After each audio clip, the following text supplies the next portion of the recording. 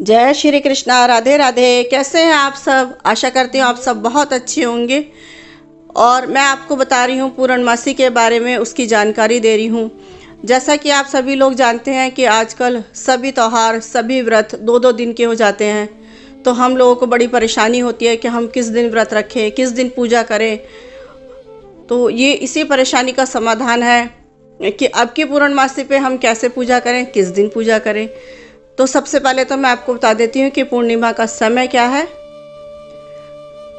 पूर्णिमा की शुरुआत हो रही है 7 तारीख की सुबह 8:01 से लेके ये अगले दिन 8 तारीख को, 8 दिसंबर को 9:37 तक है। तो इस तरीके से पूर्णमासी अब की बार 2 दिन की हो गई। लेकिन इसमें भी एक है कि जो लोग व्रत करते हैं, पूजा करते हैं, पाठ करते हैं और श्री सत्यनारायण भगवान की कथा सुनते हैं, उनको चाहिए कि वो 7 तारीख को पूर्णमासी करें। उसके पीछे कारण यह है कि अगर आप 8 तारीख को पूर्णिमा करते हैं तो 8 तारीख की पूर्णमासी तो 9:37 पे समाप्त हो जाएगी। तो फिर आप शाम को जो व्रत करते हैं, उसको जो हम शाम को चंद्रमा को अर्घ देते हैं, वो कैसे देंगे? तो इसलिए आपको 7 तारीख को ही कथा सुननी है, 7 तारीख को ही व्रत करना है और उसी दिन आपको पूजा करनी है। और जिन लोगों को केवल स्नान करना होता है, दान करना होता है, वो लोग 8 तारीख को भी कर सकते हैं। तो इस तरीके से 8 तारीख को भी पूर्णिमा मनाई जाएगी। लेकिन अच्छा यही रहेगा कि 7 तारीख को ही करा जाए। और पूर्णिमा वाले दिन जो है भगवान श्री हरि का, श्री विष्णु का, श्री कृष्ण जी का हम पूजन करते हैं, पूजा करते हैं। इसके साथ ही इस दिन माता लक्ष्मी की भी पूजा करनी चाहिए, क्योंकि अधिकतर लोग जो है, हम सभी लोग जब व्रत करते हैं, पूजा करते हैं, तो सुबह ही पूजा कर लेते हैं, शाम को नहीं कर पाते हैं। लेकिन पूर्णमासी वाले दिन चाहिए हम सभी को कि माँ लक्ष्मी की पूजा हम शाम के समय भी ज़रूर करें। और इससे माँ लक्ष्मी प्रसन्न होती है, हमारे घर में सुख शांति लाती है, हमारे दुख दारिद्र्य को दूर करती है। तो माता लक्ष्मी की आप सामान्य रूप से जैसे भी पूजा करते हैं, बस श्रद्धा भाव के साथ आप पूजा कर सकते हैं। और इस दिन स्नान और दान का बहुत ही महत्व होता है। आप कुछ भी दान कर सकते हैं, जैसे कि आजकल सर्दियां हैं तो आप गर्म कपड़े दान कर सकते हैं, जिसमें कंबल, स्वेटर, जर्सी, जो भी कपड़े आप गर्म कपड़े होते हैं वो दान कर सकते हैं। यदि आपके पास नए नहीं हैं तो कहते हैं मार्गशीर्ष का महीना ऐसा होता है जिससे कि श्री कृष्ण भगवान का दिन वो खुद ही स्वयं मानते हैं कि ये महीने में मैं खुद ही हूँ। तो इसलिए आपके पास यदि नए कपड़े नहीं हैं तो ऐसा कहा जाता है कि आप पुराने कपड़े भी दान कर सकते हैं। कपड़े गर्म हो, सर्दियों के हिसाब से हो, अच्छे हों, तो आप उन्हें भी दान कर सकते हैं।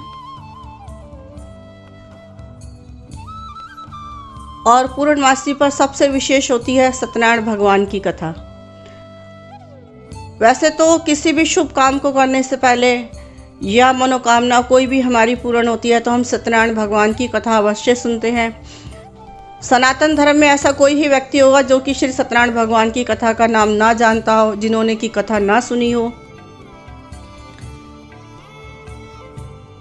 इस कथा को सुनने से माना जाता है कि हजारों साल तक किए गए यज्ञ के बराबर का जो भी फल होता है वो हमें मिलता है। शास्त्रों के अनुसार अगर हम माने तो इस कथा को सुनने वाला व्यक्ति अगर व्रत भी रखता है तो उसके जीवन को, उसके दुखों को, जो जीवन में जो उसके दुख है, उसको श्री हरि विष्णु खुद ही हर लेते हैं। स्कंद पुराण के मुताबिक भगवान श्री सत्यनारायण श्री हरि विष्णु का ही दूसरा रूप है।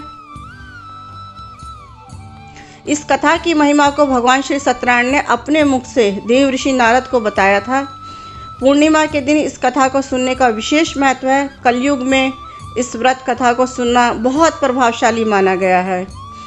जो लोग पूर्णिमा के दिन कथा नहीं सुन पाते हैं वो कम से कम इतना करें कि कथा वाले दिन भगवान श्री सत्यनारायण की पूजा कर ले, भगवान श्री हरि की पूजा कर ले और भगवान सत्यनारायण भगवान का अपने मन में ध्यान कर ले, तो उससे भी उन्हें विशेष लाभ होगा। पुराणों में ऐसा बताया गया है कि जिस स्थान पर श्री सत्यनारायण भगवान की पूजा होती है वहाँ पर गौरी, गणेश, नवग्रह और समस्त दिक्पाल आ जाते हैं। केले के पेड़ के नीचे अथवा घर में जो भी हमारा ब्रह्म स्थान होता है, पूजा का स्थान होता है, वहाँ पर पूजा करने से उसका उत्तम फल मिलता है। और जैसे कि आप सभी लोग जानते हैं कि सत्यनारायण की कथा में जो प्रसाद बनता है वो पंजीरी का बनता है, तो प्रसाद पंजीरी का ज़रूर बनाइए। पंचामृत का भोग लगाइए। केले और तुलसी को विशेष रूप से इस दिन पूजा में शामिल करना चाहिए। और सिर्फ पूर्णिमा को ही नहीं, आप किसी भी परिस्थितियों में किसी भी दिन, जो भी दिन शुभ लगे आपको, उस दिन भी ये कथा सुन सकते हैं। बृहस्पतिवार को कथा सुनना विशेष माना जाता है, लाभकारी माना जाता है। कहते हैं भगवान तो बस भाव के भूखे हैं।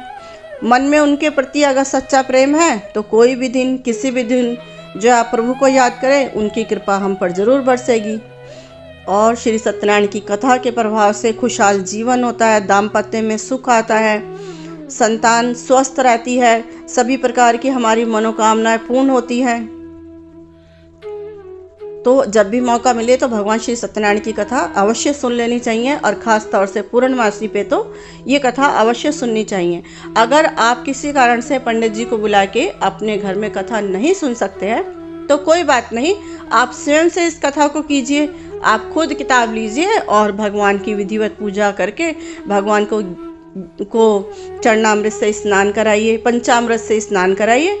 उसके बाद भगवान को धूप दीप दिखाकर फूल माला चढ़ा के कथा पढ़ लीजिए और भगवान को पंजीरी का भोग लगाइए, पंचामृत का भोग लगाइए। पूर्णमासी पे तो सत्यनारायण भगवान की कथा सुनने से हजारों साल तक जब हम यज्ञ करते हैं, जो उसका फल होता है, इतना ही फल हमें मिलता है। तो इसीलिए जो है पूर्णमासी को कथा अवश्य सुनी जाती है। तो अगर आपने अब तक कथा सुनने का मन नहीं बनाया है तो इस पूर्णमासी पे, ये बहुत बड़ी पूर्णमासी है, साल की आखिरी पूर्णमासी है, इस पूर्णमासी पे आप कथा सुनिए, कथा कहिए और इसका फल उठाइए। भगवान आपके सभी काम बनाए, ऐसी मेरी भगवान से प्रार्थना है। और 7 तारीख को पूर्णमासी का व्रत करिए। किसी कारण से नहीं कर सकते तब 8 तारीख को करिए। तो आपको मेरी ये वीडियो कैसी लगी? अगर पसंद आई हो तो लाइक करें, शेयर करें और कमेंट करें। और अगर आप सत्यनारायण की कथा सुनना चाहते हैं तो उसके लिए भी मुझे कमेंट करके बताइए। मैं नेक्स्ट वीडियो में आपको सत्यनारायण की कथा सुनाऊंगी। तो मिलते हैं जल्दी नेक्स्ट वीडियो में। तब तक के लिए जय श्री कृष्णा, राधे राधे।